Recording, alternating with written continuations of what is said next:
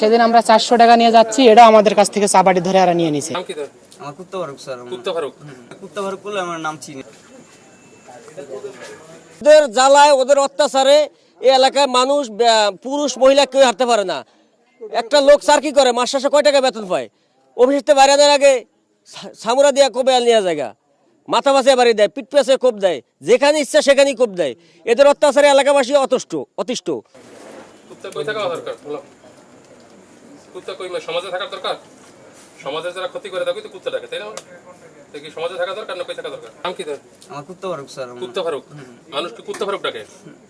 না, আমি ফারুক করে ডাকে, মানে কুত্তা ফারুক বলে আমার নাম চিনি। মানে কুত্তা ফারুক বলে মানুষ চিনে? কোন এলাকায় চেনে? মোহাম্মদপুর ঢাকা উত্তর নবীনগরে। মোহাম্মদপুর ঢাকা উত্তর নবীনগরে। আমাদের লিডার যে কালিয়া জহির স্যার। কালিয়া জহির, কালিয়া জুয়েল, জহির, কালিয়া জহির। কোন কোন এলাকা করো? পরে আমরা সেকেন্ড মোহাম্মদপুর, সেকেন্ডটাক মোহাম্মদপুর, বেরির উপরে পাম্পে, বেরির পাম্পে। এইডি কি চিন্তাই না ডাকাতি? এই যে এইডি স্যার। চিন্তাই? জি স্যার। মোবাইল না? টাকা পয়সা যা পারি তাই। মোবাইল টাকা পয়সা গুলি নাও? জি স্যার। তারপরে মানুষ মেরে ফেলো না? না স্যার, এই কোপ দাও না?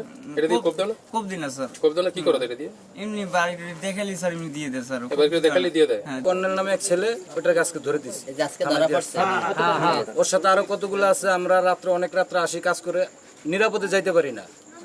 এই খালপাড়টা যেতে হয় আমার বাসা ওই সাইডে, ওই চাপাটি চুপাটি যেগুলো নিয়ে দাঁড়ায় থাকে, মানুষরা কোপায় এগুলো মনে করে নিয়ে যায়। আমরা চাই যে ওদের শাস্তি হোক, ওদেরকে মনে করেন যাবি না সরকারের কাছে, এটাই আমাদের আকুল আবেদন যে এদেরকে শাস্তি দিক, যাতে জনগণ, সাধারণ জনগণ ভালোভাবে থাকতে পারে। এত বড় একটা জিনিস কোমরে রাখে।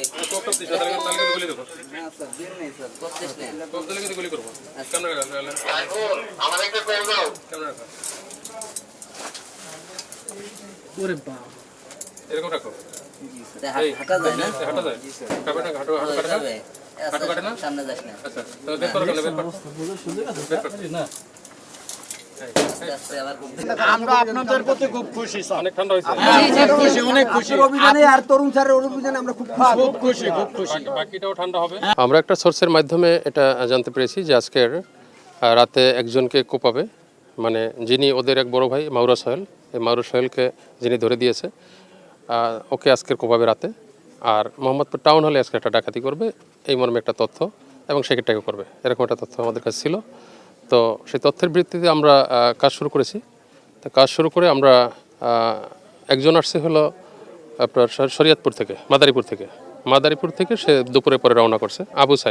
আবু সাইদ হলো শরীয়তপুরি মাদারীপুরেই থাকে, সে এখানে এসে ডাকাতি করে রাতে কাজ করে আবার সে চলে যায়। তো সে আজকে রওনা করছে দুপুরের পরে রওনা করে সে আসছে, আর এসে এবং ওদের সকলের সাথেই প্ল্যান করতেছিল যে আজকের এই দুইটা কাজ করবে। তো এই মেসেজটা আমরা পেয়ে আমরা বিকাল থেকেই আমরা তৎপর ছিলাম যে কীভাবে তাদেরকে গ্রেপ্তার করা যায়। তো এরপরে আমরা প্রথম একজনকে গ্রেপ্তার করার পরে তার গ্রেপ্তার করলাম, এটা যারা আছে সঙ্গী যারা আছে এরা জানে না। এরপরে তার তথ্য অনুযায়ী আমরা এখানে এসে এখানে তারা প্রস্তুতি নিতেছিল ডাকাতির জন্য।